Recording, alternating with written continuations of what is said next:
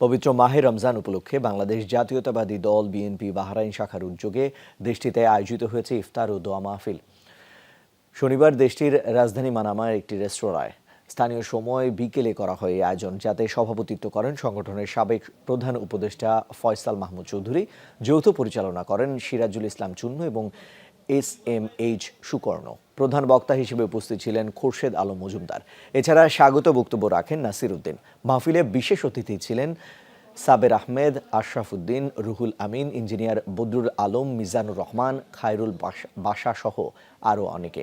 এ সময় দলীয় চেয়ারপারসন বেগম খালেদা জিয়ার রোগ মুক্তি এবং নেক হায়াত কামনা সহ দেশ ও জাতির কল্যাণে করা হয় বিশেষ মোনাজাত। জাতীয়তাবাদী দল বিএনপি বাহরাইন কর্তৃক আয়োজিত পবিত্র মাহে রমজানে আমাদের ইফতারের আয়োজন করা হয়েছে। যুবদল, স্বেচ্ছাসেবক দল এবং জিয়া পরিষদ এত সুন্দর একটি আয়োজন করার জন্য আমি জাতীয়তাবাদী দল বিএনপি বাহরাইন কেন্দ্রীয় কমিটিকে অসংখ্য ধন্যবাদ জানাচ্ছি।